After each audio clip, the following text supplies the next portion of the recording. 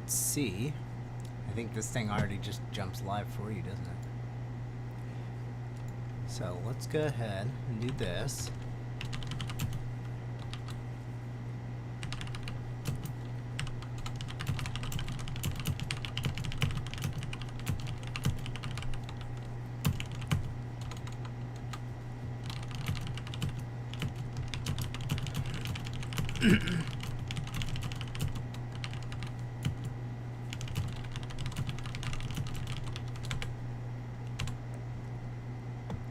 Alright, I don't have the right thumbnail, but if you were watching this video VOD that I have shared probably in post, or if you are somehow already in chat, I'm going to give you a little bit of an intro here as to what the heck I'm talking about. And hopefully, I think I have a chat box that'll show up or something. And if not, I'm just going to do my best to kind of read aloud as much stuff as possible. And I think that'll come through pretty well. Maybe not. Let's see if I can pop out the chat and then use the URL or something. I think that's what most people do. And the only reason why I'm going to spend slightly more time, Garfield, nope, is that I don't want any like good questions kind of be missed or whatever. But anyway, Garfy, you gotta go away. Come on, good boy. So, hey, we already have one person. Perfect. I'm not talking to nobody. How's it going, Pexter? I'm gonna pretty much do my introduction here and kind of practice, but the plan for this stream is going to be the first of maybe a couple streams as like a audition tape for a panel that I'm pretty sure like will be fine and recognized, because I must have done like 8 panels now on VGM things in general, but my hope is that this also could serve as like not like a podcast, but just like a resource for folks who are getting into music videos, want to improve their music videos, want to think kind of critically about how to take step to the next level, or just in general explore the mediums. Excuse me. So I'm gonna pretty much, Garfield, I'm gonna lift you and then you won't want to be around. Yep, that's what's gonna happen. Hey Giaco, hope you're doing well. And yeah, I'm happy to share also, since you're in the area, hopefully we can cross paths when it comes to making music videos. Also, Garfy, you are about to slip a nip. Alright. I don't know why, but my cat has been very unruly whenever Allison is out of the house, and I don't know what that says quite yet. But anyway, without further ado, so this is Lights, Camera, Games. It is a panel that has been growing. I tried to host it in person once with my buddy Pete Gillette, but unfortunately that was a remote hybrid panel at VGMCon 2 years ago, and we didn't get to pull it off. But Pete and I have worked together a good couple times now, and he is actually, of course, a graduated student of film. He is a director and videographer working on all sorts of really cool stuff, including music videos from a lot of great works that you might recognize. So with this panel, my hope is to basically talk about music videos, having worked in music videos as a DIY YouTuber for 10 years plus, and also as someone who's been hired in the video game music industry, or whatever you want to call it, to make music videos and make music that ends up getting some sort of content, and talk about VFX and talk about cool editing things, and kind of how exciting it is to be in a visual medium like video games and then work on music videos. So obviously I'll introduce Pete for here just because I wanted to kind of do some warm-ups and streams myself, but hopefully Pete will be available to contribute to the panel, either being on it or also some other cool ways. But to introduce Pete, he's got over a decade of experience as a filmographer and as a director. He's worked with me, of course, on either my own music videos here and there, or with me, having helped direct Insane in the Rain Music's album shoot in Seattle, actually. as well as being a staff member for VGM Con, filming at MagFest, and then of course he's edited or shot for Family Jewels, Don Palambi, Lacey Johnson, a lot of friends of mine and peers and admirable role models in this area, and he's even gotten to work with like college students and all. So he's also gotten work as a professional colorist, something that we're going to talk about in the panel if you're not familiar with the world of like coloring and what color grading is and correction. And of course, my counterpart, he is rocking Blackmagic cameras and he knows how to make them look incredible. So I'm just very excited to, of course, learn a lot from him and share a bit about myself in case you're watching this and aren't totally familiar with my experience as a videographer or editor. I've been making YouTube videos since, honestly, it's way earlier. It's 2009. And I have not gotten bored of it, but it's like 13, 14 years. I started making music videos on YouTube because I was playing guitar and no one would join a band with me. I didn't know how to do anything musical in person, and I started seeing people make covers of famous classic rock, famous metal things, and those comments and things were really exciting. So from there, I just borrowed my dad's camcorder, went into the basement. I didn't even show my face for the first few videos because I was so scared of like, being on the internet. I didn't know if I was breaking some sort of rules or something. Back then, people were actually careful about being online. And of course, since then, I started making my own videos. Started exploring music videos on YouTube myself, playing guitar, music production, and then I started doing a lot of group projects and offering to edit for people and messing around with different things and effects. Since then, I've gotten to work with some incredible people, friends and musicians, voice actors, including the fantastic Joe Zija, of course, Carlos, Insane the Rain Music, Terrace Music, my wife Allison Martin, of course. I've worked on an endorsed video with Sounddrop. I edit for the band Split Screen, which makes awesome jazz VGM videos. And on top of that, I've worked with a few other labels and companies. I've made endorsed music videos where the game company has reached out to me to make music and put it on YouTube, at least I think once so far, and that kind of format I plan on doing it a little bit more in the future, and that's been really special for me. So as much as I love music, and I think that is still my primary as a guitar player, videos have become a very important part of who I am and the art that I like to make.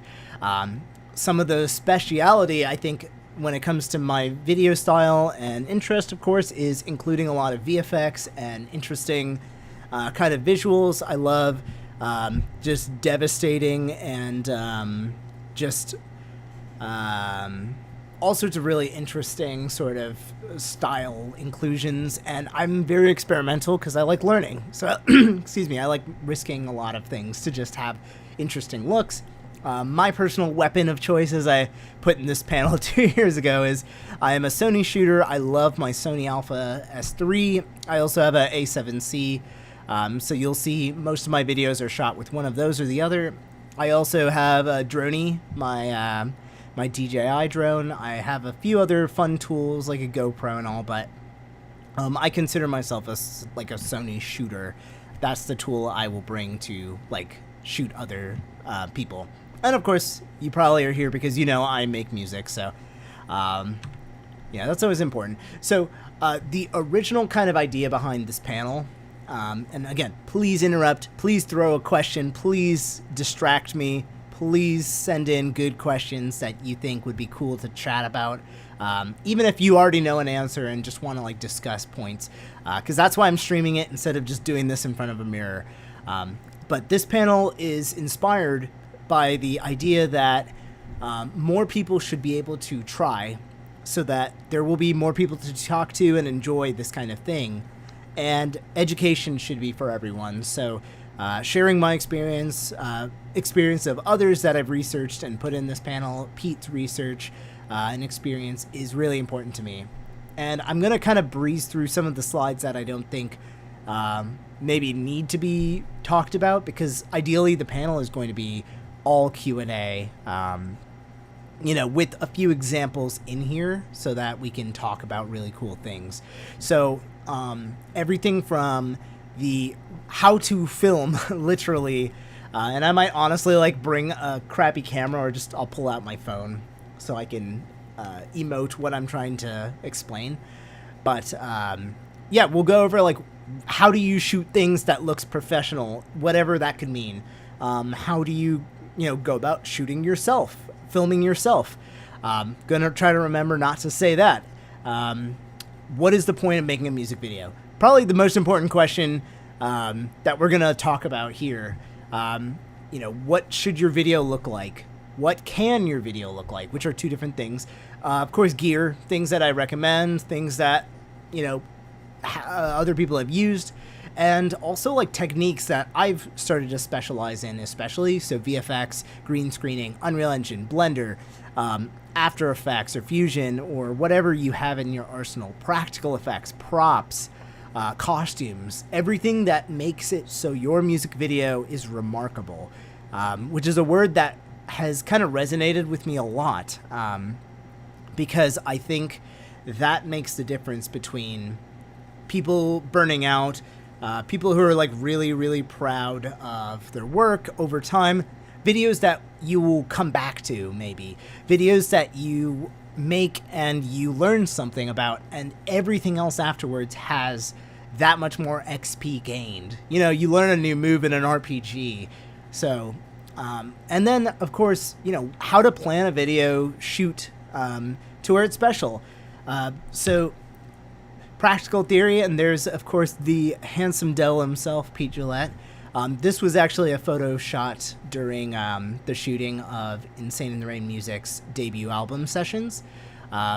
So we got to work together. We had 3 people filming that, including my wife Allison, myself and Pete, and as well as Pete's partner. So like we had a really good team planning, and that was a really fun event. It just reminds me of what it's like to film and go through all of that, and how special that process is. So again, feel free to chime in questions if you're popping in. It's cool if you're lurking. I'm just going to keep talking, but I would love to make sure that no questions go missed, and if you bring up something interesting, it's going in the panel. So one of the questions that I think everyone needs to kind of ask and keep asking is, why are you making a music video? So start as high abstraction as possible, and you don't have to spend all year on this, but consider it. Why make a music video? You made a song. You're a musician. Don't make a video just because everyone told you that's the cool thing to do. I mean, you can do whatever you want, but consider what's the point of a music video, and especially where's it going to go, and what is it going to do? Always lovely to have you listening, lurking. That's always wonderful.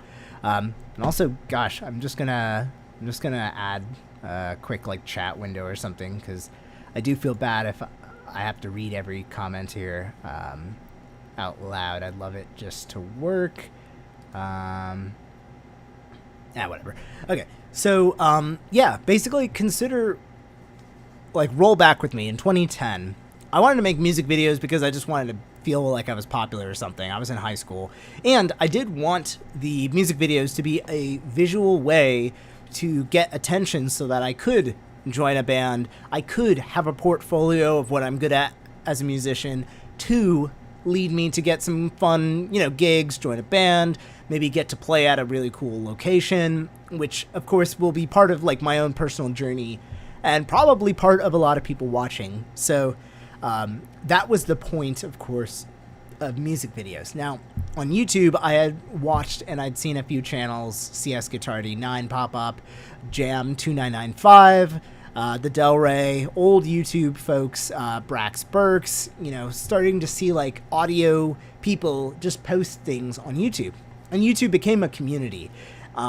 So it was more than just like this space to put things out into a void. It became like a place to talk about, music, get ideas, obviously learn. But what was the point of it all? has that changed? So for me back then, again, I was like looking for a way to just do something with music, and it was good. It became an addiction, and it really is like a compulsion to just keep making things and growing. And that in itself can be a good reason to make a music video if you love the process.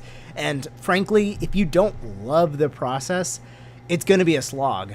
So finding different ways, of course, to justify why making the music video, I think is very important as someone who has made a lot of videos where I was like, what's the point of this?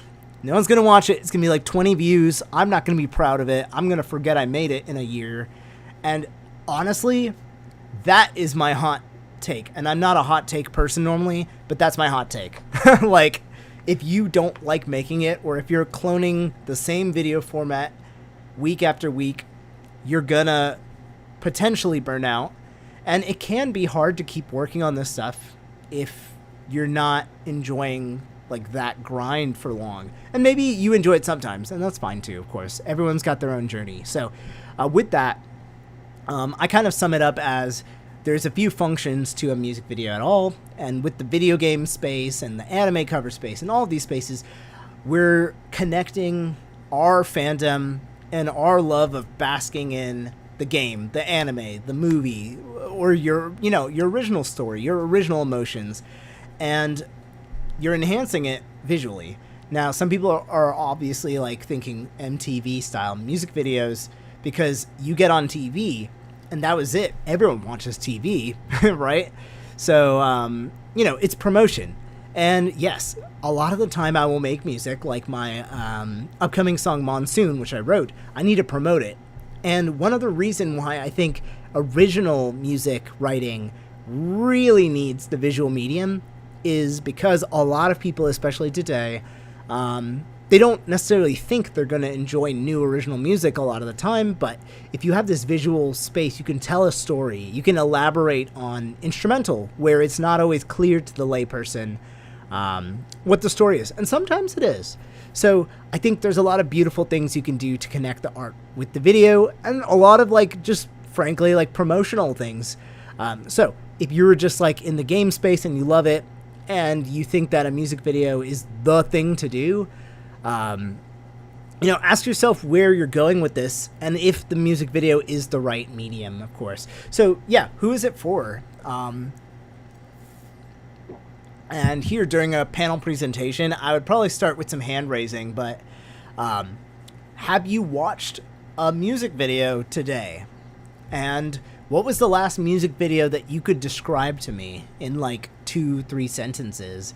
Does something happen in it that's exciting? Do you follow the music videos of this artist because you like their music primarily and they happen to do performance videos? Or do you like that they inject comedy, drama, something interesting? In that sense, non-musical interest, I should say. So is this a music video for your existing fans? Is it for your new fans? Are you trying to stretch out and reach a different kind of, music listeners? Are you an acoustic person and you're trying to make something more rock-based? All of those things can kind of help us come up with artistic ideas on what to do here. And I'm not going to spend too much more time on the why, but again, just consider what you're doing in terms of like, what's the point of this music video? And I think you'll find that chances are you may not want to make a music video after all. Honestly, in 2024, having done the VGM thing for 14 years, sorry, I had a fried chicken sandwich. I don't think it's always going to be the best idea in the flippin' world to go on YouTube and play a guitar in front of a camera and cut it up a bit and post it. I don't think that's going to do that much for, a career on average. And inherently, again, people aren't always going to flock to that. So we should talk about kinds of music videos as well. Ooh, no, we shouldn't. We should read some chat. Jeff, because of how the algorithms work, your YouTube fans might not know about certain songs on Spotify, and your Spotify fans might not know about your YouTube videos. That is a humongously good point, and I'm glad you hopped in, Jeff, at the right time. One thing to consider as musicians, and this is who the panel's for, of course, is straight up that. People who found me from Bandcamp, and I'm really blessed. I've got a great Bandcamp following. I have a really lucky, substantial Bandcamp following relative to my smaller channel.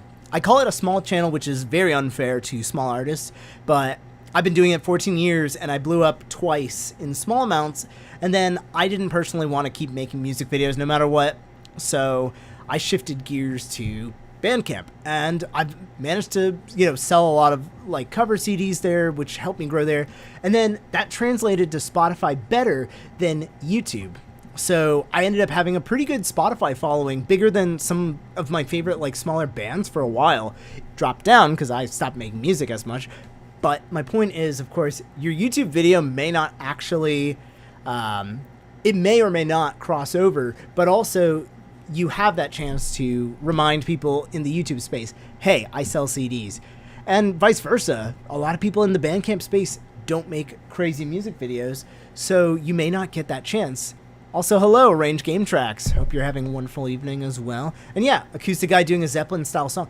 So the people who might watch an acoustic channel may not be expecting the rock style, change. So it can be interesting to balance what people are already expecting, or if you're a smaller or new channel, I don't think all the rules or these things may apply the same way. You might still be finding your footing. Started doing videos for every song because our YouTube followers would ask us to cover songs we already did. Yeah, so if you have a live repertoire like you guys do, and just a lot of bands have a lot of like songs already kind of sitting in the back, it may not actually be that much work to do music videos. And to praise again, there is a format of sorts that you can develop for yourself where you can sneak in all the changes or interesting aspects and then not necessarily have to be burnt out. And sometimes you can find different ways to improve upon what's working. So, and then there are bands who hire a videographer for their one music video a year. And that video will get, some amount of coverage, and it'll be like artistically, a standout from their last one. So there's many ways to do it. So in this panel, we have a few screenshots of what like the DIY scene, and between Peter and I, of course, have created as examples. And I think this is a really cool chance to kind of bring up, not everyone makes, I'm totally about to sneeze. Not everyone makes music videos the same way, and not every kind of music video is going to guarantee viewage or even intrigue. And one thing that I'm sure will be really important for me to emphasize, and I'm sure, Jeff, you're listening, recognizing this, is I don't feel qualified to talk about how to get views, and I want to make sure that this whole panel, when we do it at MagFest or wherever, I emphasize that throughout, because nobody can just be like, do this, you will get views no matter what. Like, you will get fame no matter what. But we, like, as creative people, we know what, we like in guitar playing. We know what we like in mixes. We know what we like in this and that. So I think it's kind of cool to open the discussion to be like, this is a Zen subjective kind of medium. So yeah, there are performance videos. This is the most common one because it's, first of all, the most inherently obvious one, I think. If you out there, you play flute and you want to show people that you can play this famous song, this piece, or maybe you arranged a song, you wrote a song, you turn on your camera, click, upload, and that's kind of it. Or you could fly out, $100,000 budget and get like a crane. You could go to the top of the Empire State Building. You could have your band play outside in like this huge setting, and that's still going to be a performance-oriented video. Obviously, a lot of music videos these days combine different kinds of aspects that are borrowed from different ones, and there have been a lot of different formats, a lot of rule breaking, and it's kind of amazing that today, in 2024, and okay, in like the 60s, 70s, people were doing this, but today on YouTube, you'll find people playing guitar the whole video. You'll have story-based videos. You'll have comedy-based videos where there's a skit involved. You'll have like sad videos where there's like dramatic acting and sound effects even, and like a full story. Mini movies.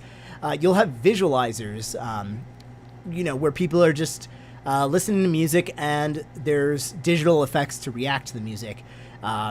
There's probably more than what I've listed here. There's playthroughs where people will just put gameplay from the game that they're covering. And there's, of course, vertical video and shorts. There's sneak previews. There's solos. There's comedy shorts where people will be like, hey, here's 6 songs or here's a Korn song played in the style of 6 bands. Here's, Megalovania played on 20 instruments. People have gotten more and more creative and always will. And people have combined different kinds of videos.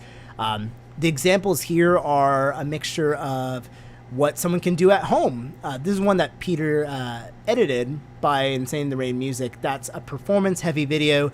I know that's one of Insane the Rain's kind of favorite formats because of its ability to demonstrate different instrumentations, focus on the performer and what makes the performer unique. But there's usually light color grades, light embellishments to the video to connect it, to the source material and kind of keep things, of course, interesting. This one's a pure performance video that was done at Berklee School of Music. So it's focused on performance at a very unique location. And again, it appeals very much to musicians, to people who are excited to hear that song specifically, of course. And visually, it's very classy, like in that sort of professional vein, because, that environment holds its own unique bias. You see a studio, you think, professional music and a lot of people working together on something like that. Towards the bottom, and this is a really old screen cap, so I could probably pull a better one. We have visualizer, just some sort of art or screenshot from a game.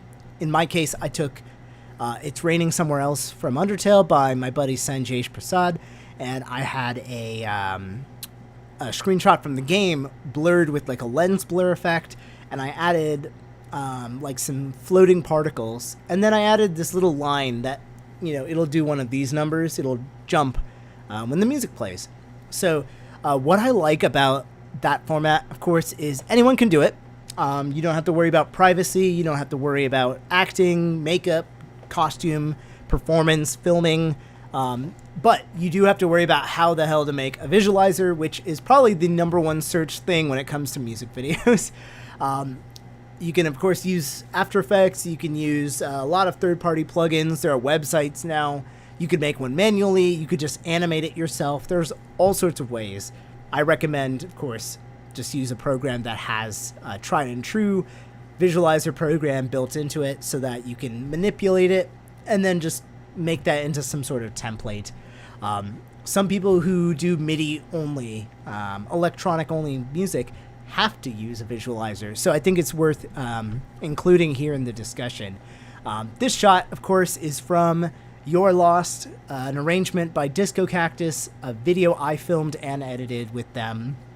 And this one falls into the narrative story category. So this one takes place in a kind of a pseudo Zelda story. It's based on Link's Awakening, with a story that the band came up with, where Link, played by Laura, is wandering, obviously lost in the woods, and starts encountering ghosts, and eventually encounters this guy playing a raccoon, who kind of ends up mischievously tricking her, and it takes a while before she succumbs to the ghosts herself and becomes a ghoul and ends in a jam. So obviously performance was a really good crux to layer into that video, but the screenshot there has a few elements that I'm really excited to kind of delve into.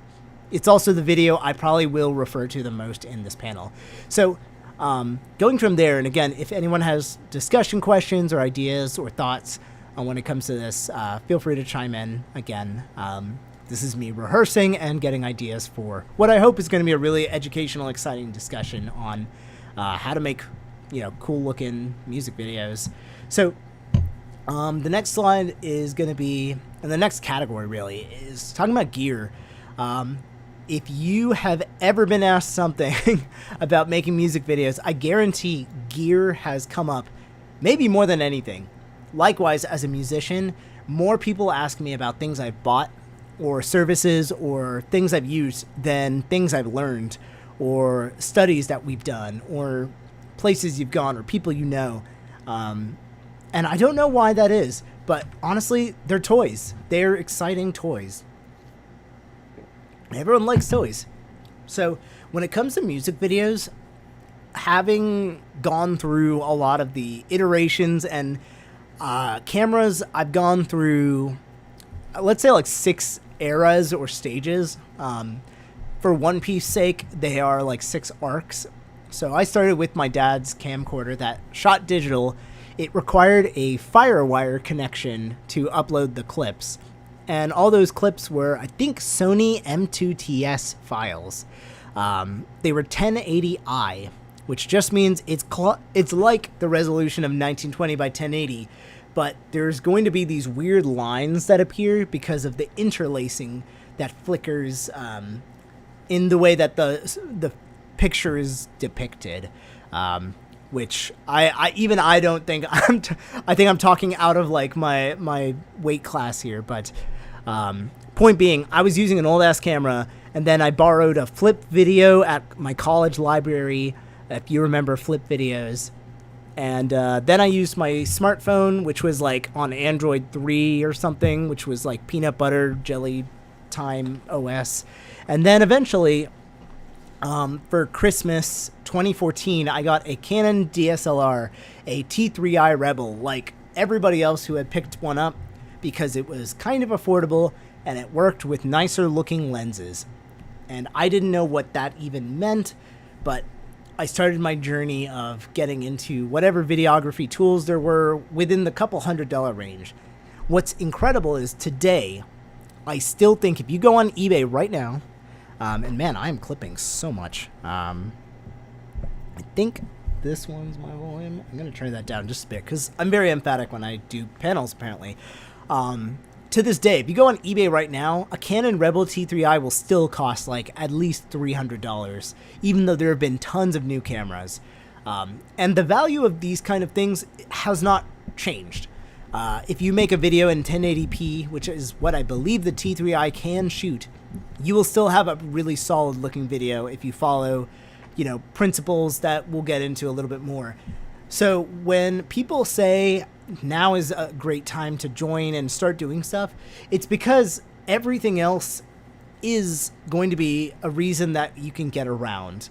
As long as you have some sort of camera, or maybe you borrow a camera, as long as you try, I think you have a good shot at making something. Now, a lot of people want their first video to be like some godly, like incredible James Cameron behemoth with like Avatar people in the background, 4K, 8K, 60 FPS for some reason, and they want it to just be like ungodly, and they will not stop at anything until they get it, and they will only buy things that Instagram has advertised and so on and so forth. And I'm getting way too specific, but the amazing thing is you can suck, you can stink, and you can also just post an unlisted video and get feedback. Feedback is probably going to be king.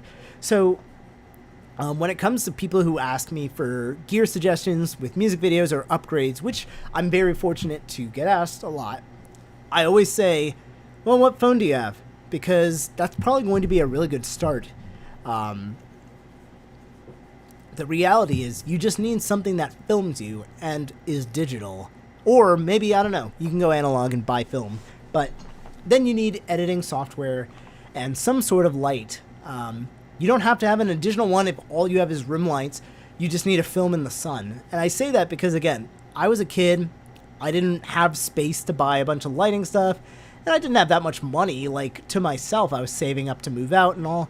So I think it's important to just kind of share that you can pull off, not having a lot of, not having a lot of money and not necessarily having the fanciest gear just to get started. You can even come up with an idea, film it, and pitch it to a videographer or a student or something if you need to like work on this kind of thing. Now, what kind of gear could you get into? That's where I think it's great to like just start today, come up with one idea, share it, join my Discord or any Discord, and just start creating, because you don't know what you like. Garfy. And this guy is lonely. If I've learned anything in this span, most thing about doing a video is actually doing it. You can just spend so many hours and hours thinking about all sorts of crazy good ideas. But again, like, there's nothing quite like just saying, shut up, Saturday, we're doing it, come over. Or, hey, I'm going to do this. It's on my to-do list, which, can I even share this? Okay, well, I have one of these, and I have one with cats on it. And if you are a person like me, I'm not going to introduce any sort of like neurodivergence mention or anything, but I am very easily like forgetting stuff. And I keep track of a lot of different things, and suddenly things will fall through the crack, or I'll put off stuff. Just give it a shot and try it. And tell your friends about it. Ask for honest feedback. If you ask the right people, especially, like, I don't bite, so my DMs are always open. I gave feedback to someone's video today who's fantastic. I asked for feedback from someone on a video today because I'm really scared. And it's just such a beautiful thing when you can have that kind of happen. And man, I seriously am just so bummed that I don't have the chat popping up. So I'm just going to throw that in here and see if I can get that working again. No. Let's see. Can I just do window capture and then, nope, capture the chat. Cool. Okay.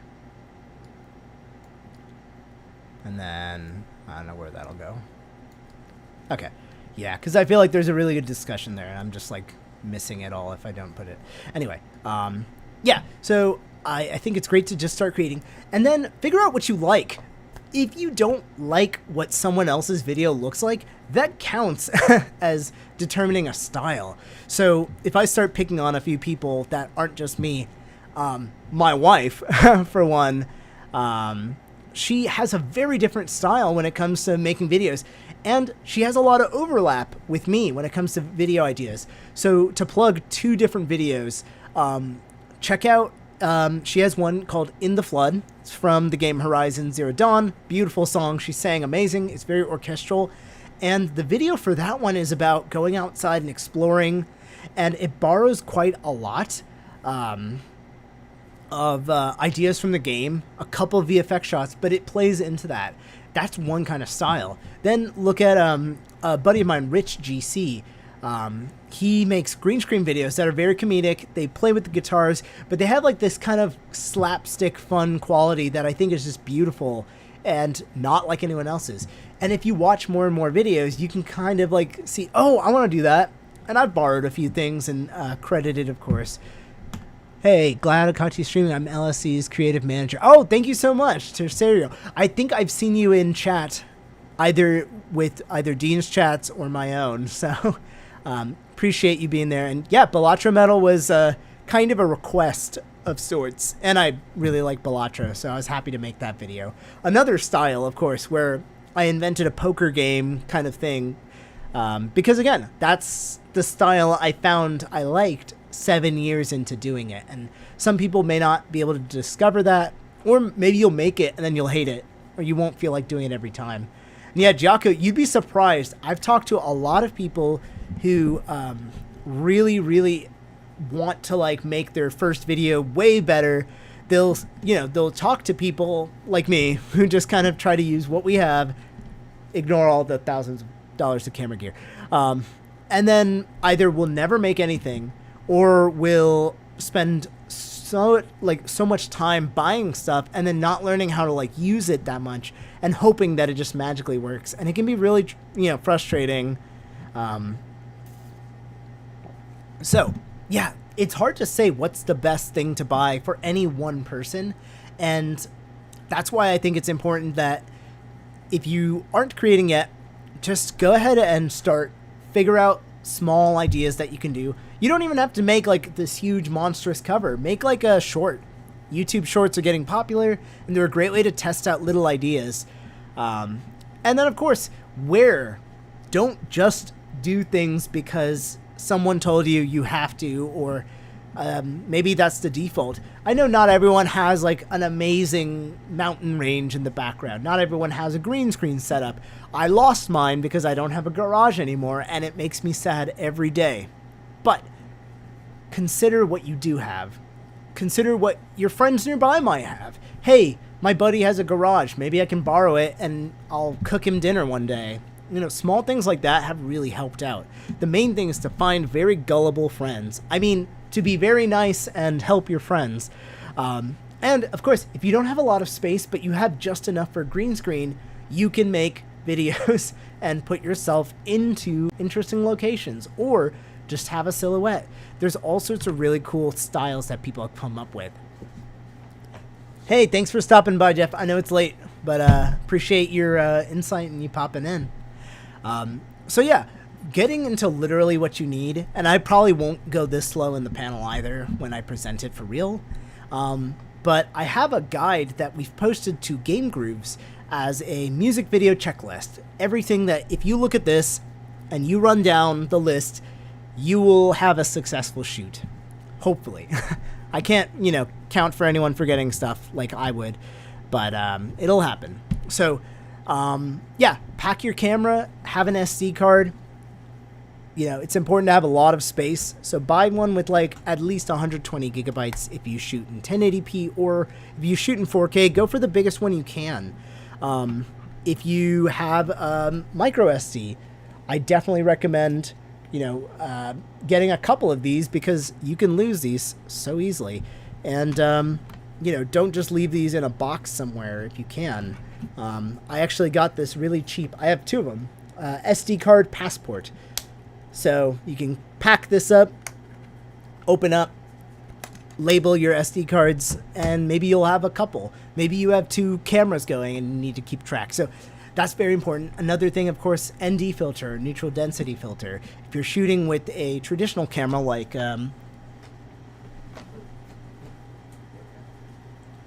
if you're shooting with a DSLR or a mirrorless like this Sony A7C, you'll want to have a filter in front of the lens that is the correct diameter, specifically, of your lens, so that it's like sunglasses. So the sun doesn't completely blind your camera, but you can still get yourself, visible and exposed.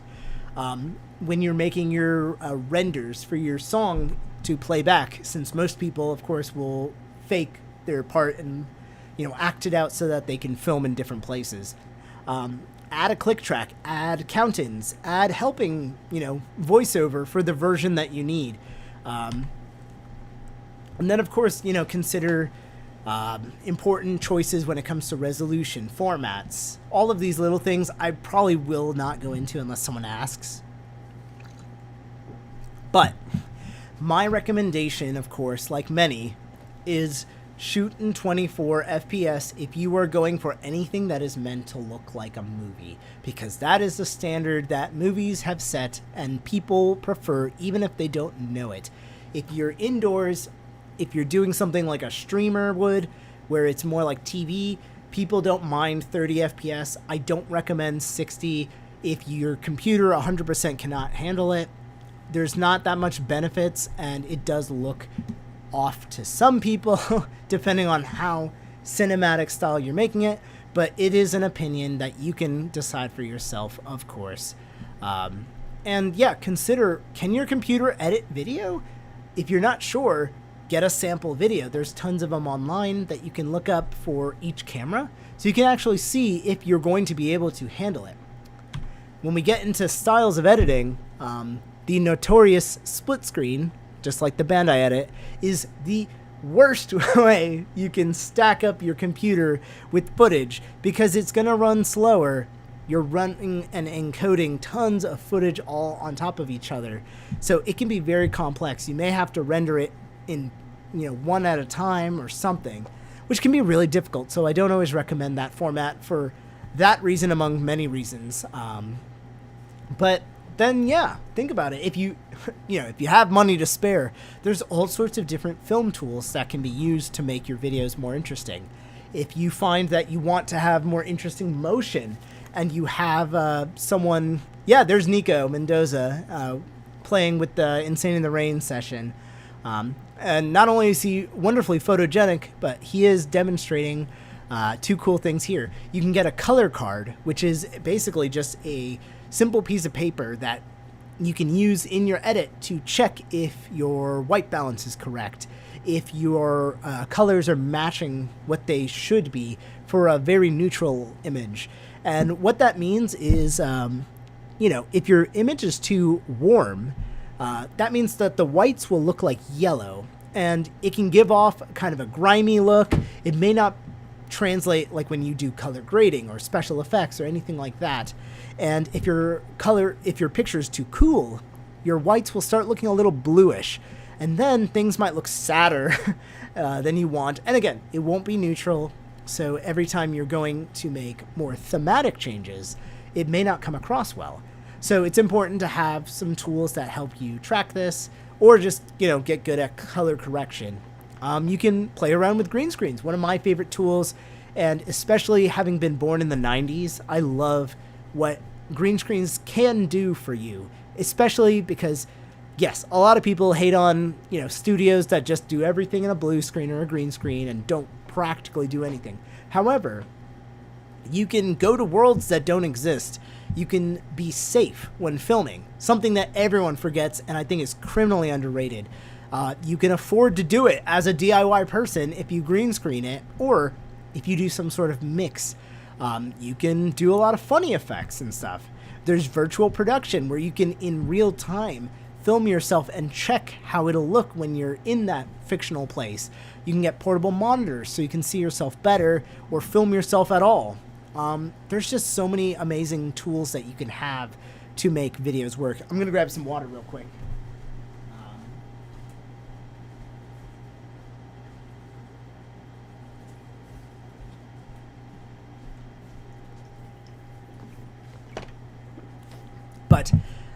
And again, stop me if you have any good questions on gear or toys or gimbals or whatever. This is the topic that I personally want to talk about as much as I can as we delve into some of the green screening and fun ideas. But let's say you're ambitious. Let's say you want to make a freaking movie out of your music video. You want to do things right. And if you're like me, you want that viewer to sit there and just be absorbed and feel spiritually connected to your story, and maybe laugh a lot, maybe, be excited or scared, or just be in it. Maybe it'll just trigger some beautiful memories, or otherwise just get your artistic message. Then we got to plan it. So how do you plan to make a music video? Again, it can be as simple as boop, upload, the end. You can go from webcam in the 2000s all the way up to what we're going to get into, which is, of course, planning and execution. Excuse me. And what that means to me, of course, is thinking about all the steps that you've got to take so that when you are there with the camera running, you nail it. And that's what we borrow a lot from the film industry, but with the scrappiness and the silliness that only someone like me with no professional experience can provide you. So our example here is really fun. This is kind of a demonstration at the top here of what's called 3-point lighting. This is like your golden compass for how you know something's going to look okay. And I have not followed this in every video. You can probably tell in a lot of my videos because this method is going to have a key light, which is, of course, primary lights that are focused on a person, fill lights, which are going to fill out the other side as like a complementary angle, of course, and then the hair light, the backlight, which usually will help even out the outline of a person. And that's what a technical lighting situation should look like. When you are outside, you don't get to do that all the time. And that's my excuse. But obviously, you can use bounce cards, you can use additional lights if you're a film studio, but for indie and DIY, that's not the case. Now, another aspect of plan and execution that I wanted to bring up in this PowerPoint is, what does it look like when you plan it from your head to drawing it out, and how do you make that a reality? So, the top screenshot here is my storyboard for the Disco Cactus Your Lost music video. If you can't tell from this ghoulish figure, that's meant to be the ever-talented Laura Intravia. And, of course, the bottom shot is the final image with color grade added. And, again, it's not a perfect picture. This PowerPoint is not meant to brag because I can't possibly say any shot is perfect, and especially mine. So what's important here is we came up with an idea of an emotional reaction, which is fear, which is good because it's almost Halloween, and this was a Halloween video. And I drew out the costume, and I also drew out like the closeness of the camera and the angle, all within my simple doodle. The way you can tell that, of course, is that we're only seeing kind of like towards the neck up almost. You're seeing the reaction, and there's even like this little like drawing of like turning motion. So you can tell that the idea I wanted to come across is Laura's going to see the ghouls in this music video, which were of course the other band members, and book it. She's gonna run. By planning out things like that with storyboarding, you're able to get the idea you have in your head into motion, and you're better planned for that day. Or if you're a musician and you're like, you know what, one day I'm just going to save up the money and hire someone, this is what they will do with you, hopefully, so that you can get the story, the idea that you have. So consider all sorts of things in your music video when you're planning it out. What is the music conveying? What is the game related to? So again, show of hands, and I'll do this in the panel with much more success. Name a game that you think would make for a really cool music video from like a video perspective. So these two photos, I don't think anyone in the chat tonight may recognize the locations from the video. That'd be a huge ask. But, Omori, beautiful.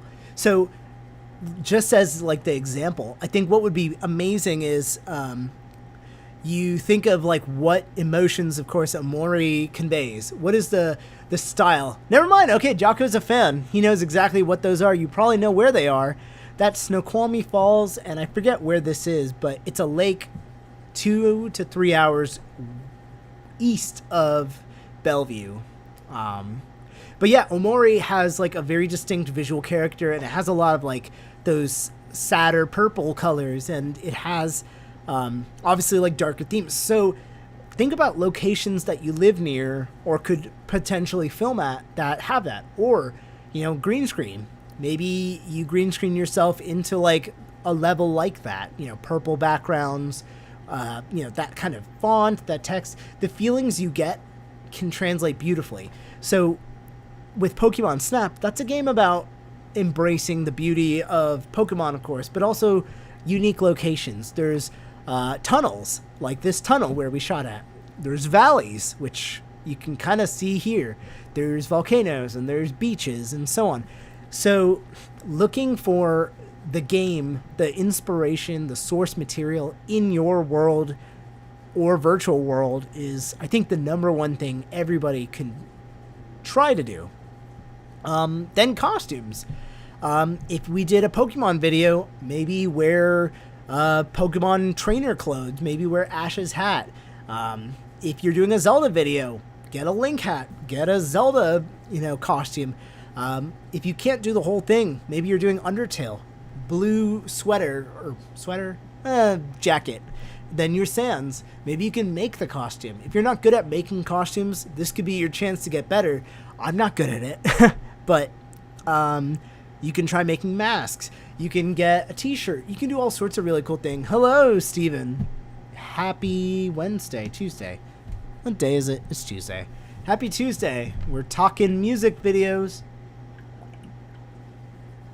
Another example, if you're doing a Pokemon video, you can wear a Magikarp shirt like Steven. And again, like, it doesn't have to be this or that. And you can do subtle things or heavy things, but whatever you do, if you connect it to the game, fans of the game are probably going to be more interested, in my opinion. Now, a lot of people, they'll see a video with like 10,000 views and look at my like 50 and they'll be like, "Bro, that doesn't make sense." But I'm not talking about views as much as I'm talking about remarkability and what'll make me feel like my video is artistically really cool. So things like that are really important. Now, location. Here's one that comes up whenever I do feedback streams, and I always enjoy this. What if we were covering Midna's Lament? Would it make sense to film that one in broad daylight with the sun out, or would it make sense to wait for nightfall? Can you shoot at night? These are the kind of questions that come to mind when brainstorming really cool video ideas. And if you're filming at night, just going to go ahead and share, it is harder. You have to crank up your camera's ISO, which is kind of like an amplifier's gain, like distortion. And thus, you will get a noisier picture. If you ever watched like America's Funniest Home Videos, those old cameras, like whenever they would film at night, like firecrackers gone wrong or something, you'll see like that fuzzy looking noise, and it's not usually something you want. I have a slide later that'll explain it. So think about how your locations, your timing of when you make your video works for the source material and the source feelings. If you're writing an original song, you get to choose that, but convey it, you know, and it just goes that much farther. So earlier I showed one clip. Here's another clip from You're Lost from Disco Cactus. And this one demonstrates again idea and execution. So what I had drawn, and a lot of my storyboard was used, but there's also variations because, you know, the day of the event, people get ideas, and Disco Cactus is like an idea machine. They just, on the moment, will always come up with really good ideas, and you always want to try to include as much as you can. So picture what's the most important things. You're not going to draw the actual shot or get close. A lot of the times you can't, but you know, I try to convey what's going to happen. And the idea that I was given over our phone call, or Discord call rather, was this is going to be the moment where Doug Perry, of course, over here is going to invite Laura to join their band of merry ghouls. So we knew that they would be standing in the background, which is what you see over here with like the weird kind of bodies and stuff. This is my storyboarder app called Storyboarder.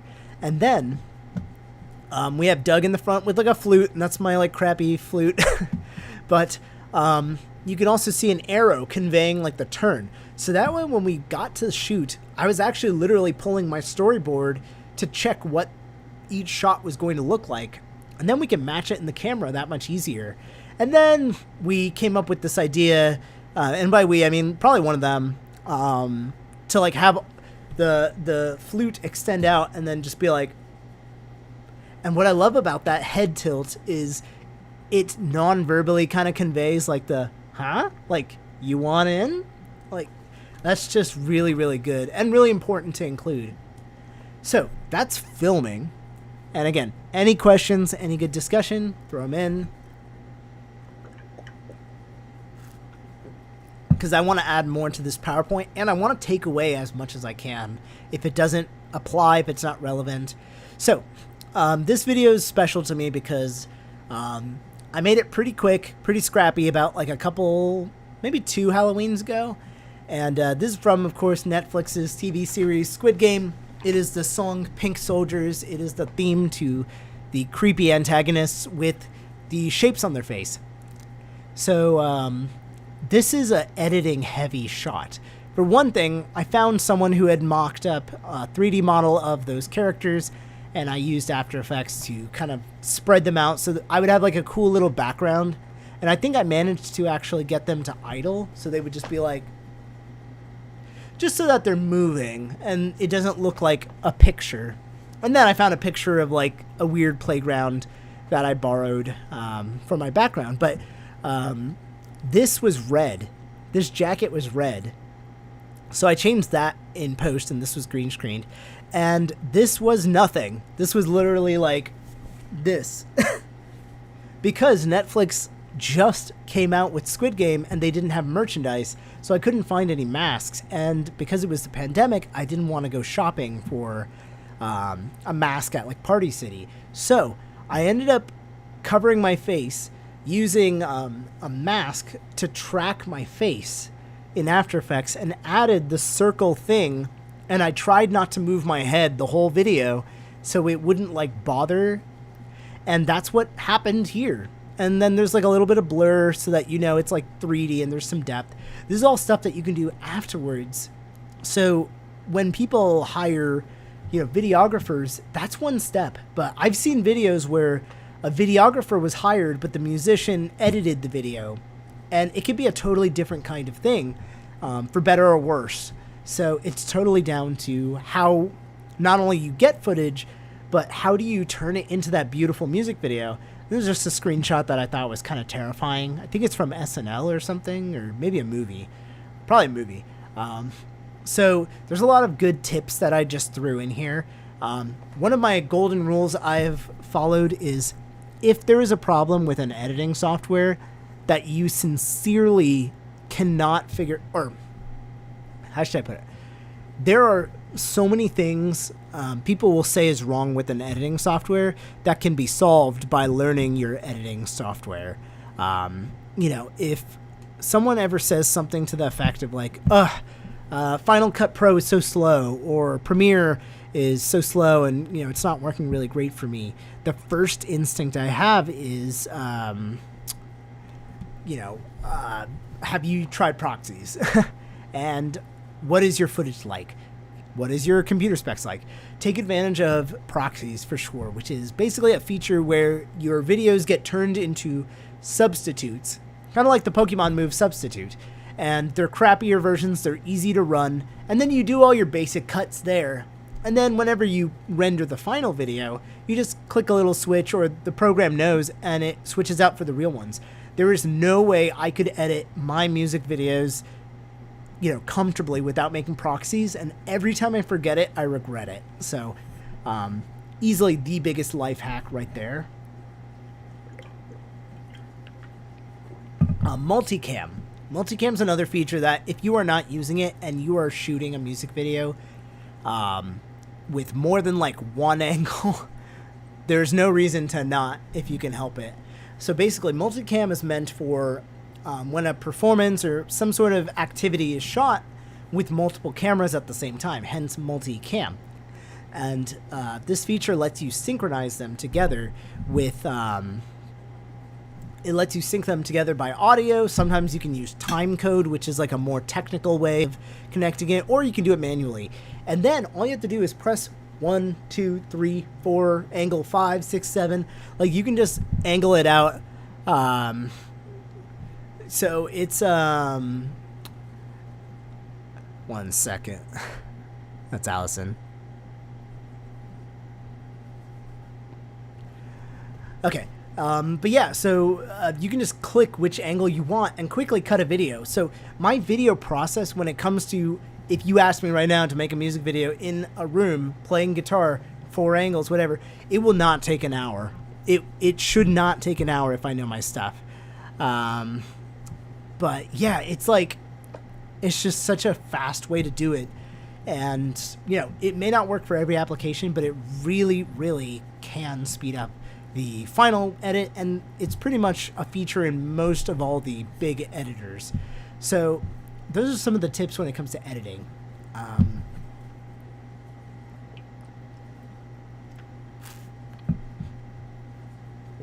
I don't talk that much every day. This is actually giving me a run for my money. Okay, next I'm going to breeze over a topic that gets brought up a good bit, and I know there's been a few examples when I've streamed like actual editing, but what is color correction and what is color grading, and why is it actually a problem if I mix them up?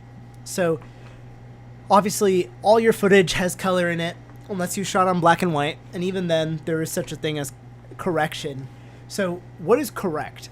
Because this video looks fine to me, why are you correcting it? So correction,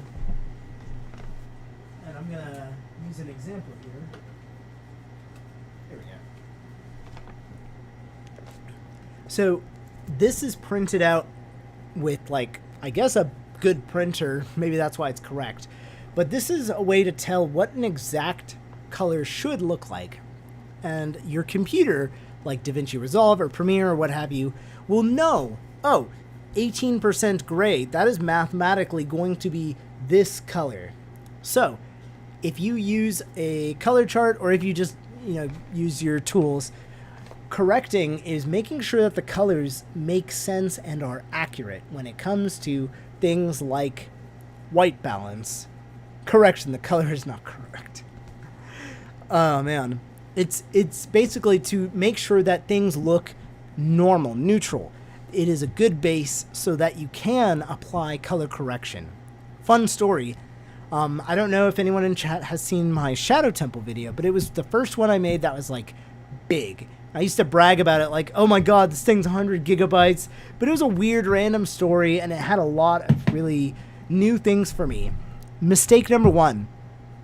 I shot it in 60 FPS mode, so every shot ended up being really hard to edit, but also on the plus side, it could be slow-mo. But we didn't get normal motion blur and everything was way shakier. So that was a bummer. And number 2, everything was flipping blue. It was not color correct. Excuse me. The white balance was not set, meaning our colors were way off. Everything looked blue. So every single video clip needed to be heavily color corrected to be warm again. And then it's not just blue and warmth. That's just part of the process. Very good, Taladar. Dabba dee dabba da. That's the one time your video maybe should look blue. But it's also, how red is your red? How green is your green? Are my skin tones okay? Everybody's different complexion also requires a little bit of different correction to make sure it's suitable to what you look like in real life. So there are people who specialize in darker and lighter complexion, like color correction on set, specifically darker because, problems with people in the industry. But yeah, it's important to make people look beautiful and exactly like it was in the shot. I often find that skin tone is also a good way to check if you have weird tint values, green versus like purplishness. So color correction is easily the most important thing when it comes to making your footage look good enough for the people.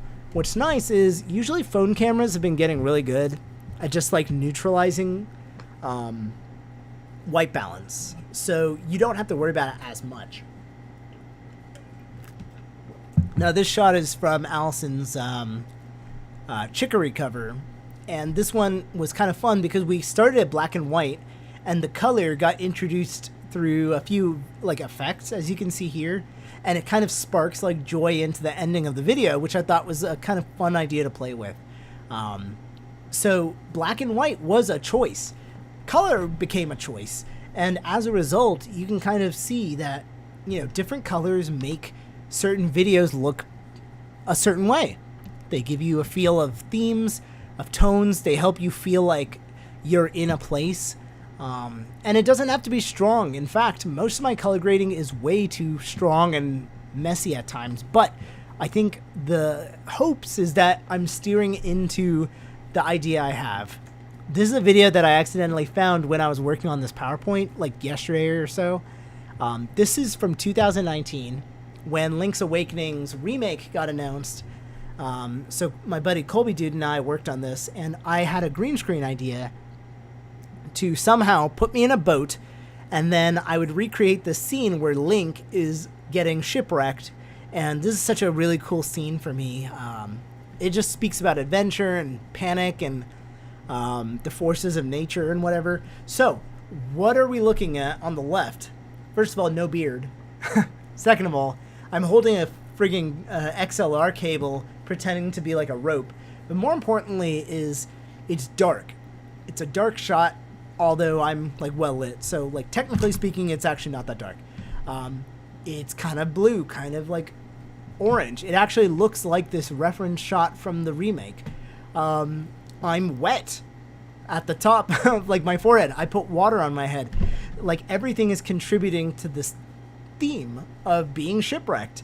And one thing that I didn't put in the PowerPoint yet, and I think if you guys agree this would be a really good idea, is I want to put the footage raw and then show the colors so that it's more obvious why you should do this.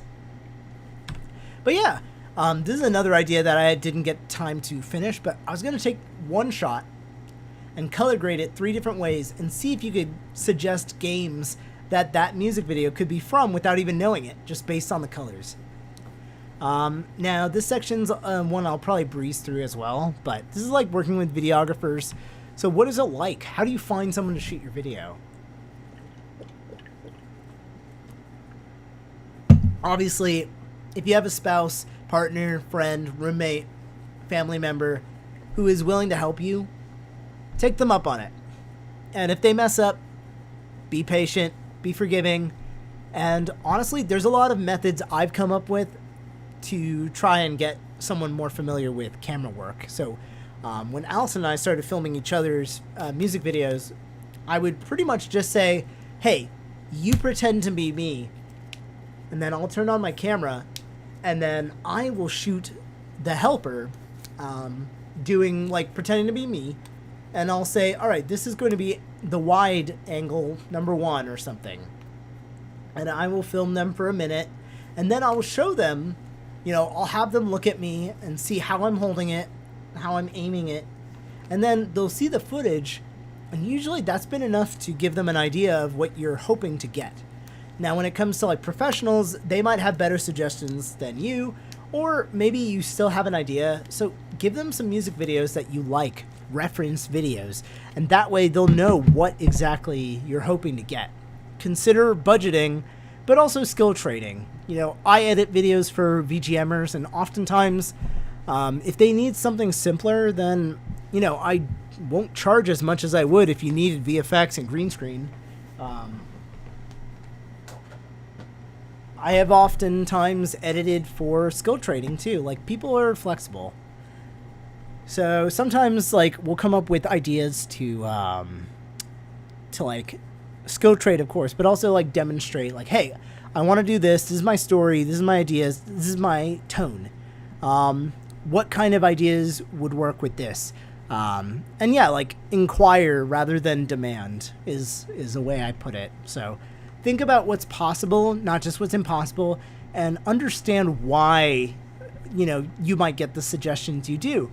And again, like, it's just one video.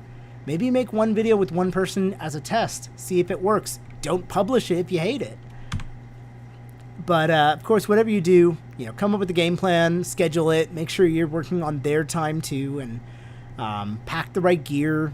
Be prepared to forget something and have a backup for everything you can. Instrument, camera, SD card, locations especially. So like I mentioned, there is a checklist that I've published to Game Groove's Gazette website. Shoot. Let's see if I'm going to find it easily. Studio? A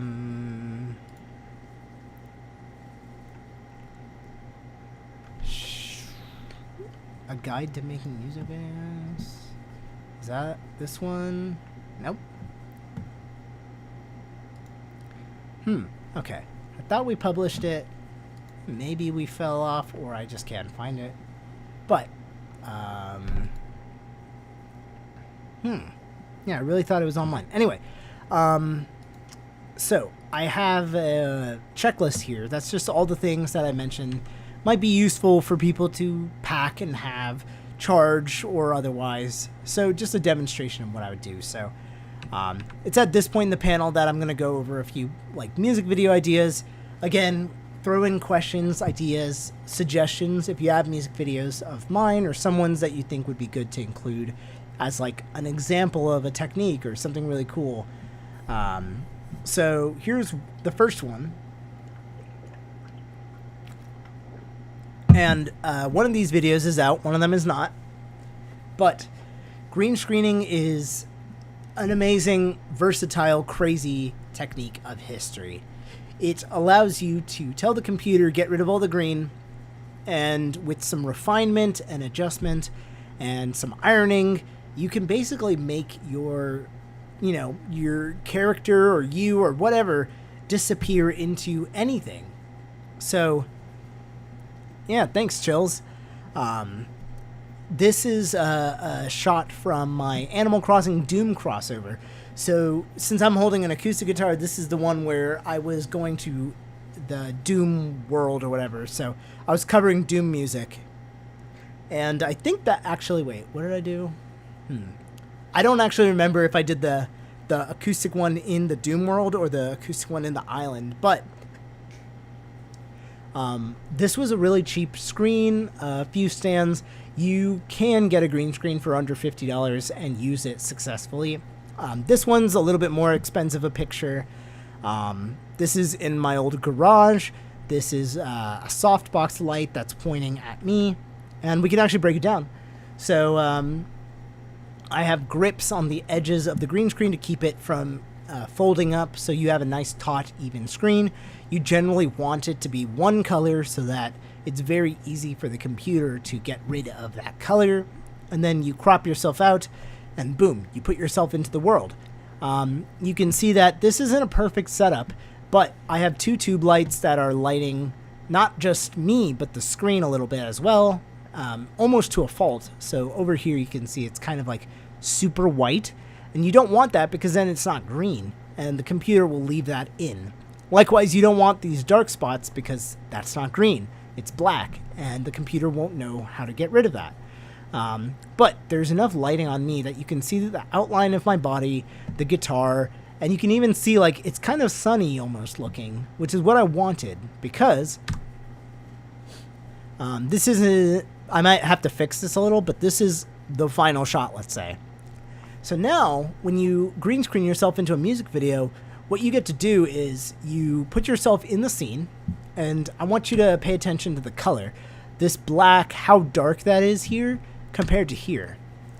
And then you can compare like the darkest parts of my body here compared to like the darkest parts of the scene here. They make sense, and the brightest parts make sense, and the direction of the sun kind of makes sense. It looks like the sun is shining in such a way that it casts shadows there. And then the background's blurred, of course, which just kind of, it's a cheat code to make it look like cinematic a little more, but it's probably not the most realistic lens blur if you were actually there, yet it kind of functions the same way. So the point of this is that this is called compositing, and while I am just a novice at this particular category, this is a way for you to be able to connect a green screened character into a background. And now, I mean, you can take a guess as to which game this is, but this is what green screening is kind of for. This is the work that goes into every green screen movie that people will poop on, unless they didn't do it, in which case, you know, you maybe should composite your things better. But it's what blends it in and makes it believable. Here's a different case study that I thought of, and I think this is my last one, but this is an example where you will have really cool footage, maybe you like it a lot, but it's been damaged, ruined, or something. So this video was shot and it was super noisy, meaning it was too dark and there's not enough lights to get a clean camera setting. So you have to crank up the ISO value, which basically is just, again, like gain for camera. It's like turning on heat-seeking, or what is it, night vision goggles. And whenever you see night vision, you see like all that grain and noise. So the idea here was, how do you enhance this to make it work, to make it look scary, to be Bloodborne-y, which is what this video is a reference to. So by adding layers of grunge and wear and different kinds of noise and film grain, you're able to kind of steer it into the B movie, like old cheap horror style. And that in itself is horror. Bloodborne is a scary kind of horror environment. So they just mesh well. And as a result, it kind of looks intentional. And the end result, of course, is something that's just, you know, downright evil looking. And I feel like that's one of the tricks that a lot of people can get away with, because this was shot definitely on like a phone or maybe like a simpler Canon, not, you know, like a crazy mirrorless setup or anything where the footage might be better, for lack of a better term. So, in short, that is the full slide deck. I definitely, again, will not be like presenting it as a whole slide deck, and I'm just going to leave it on this one. But that's basically the PowerPoint as is. I'd love feedback. I'd love more examples, and ideally for a, panel at MagFest or VGMCon or whatever, I think I would probably want to focus heavily on Q&A and people's specific ideas, questions when it comes to making music videos, or anything to do with my work, especially just so that we're not talking about things that no one cares about, which is generally the case. But I appreciate everyone coming by so far. Obviously, this was like a less planned out sort of stream than usual, and so yeah, any questions, please throw them in the chat. I'll stick around for a little bit if we have any. Otherwise, I'm going to ice my throat. I'll probably make some tea. But yeah, and I would love suggestions for more aspects of music videos I could share. Anything from Blender, Unreal Engine that I didn't get to cover, or more examples from different creators. Maybe some of the things I've done on commission for other people, if I get their permission, and what that's like.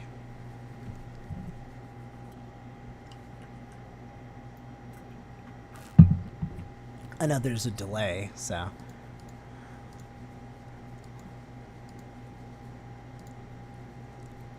Alright. Going once. Twice.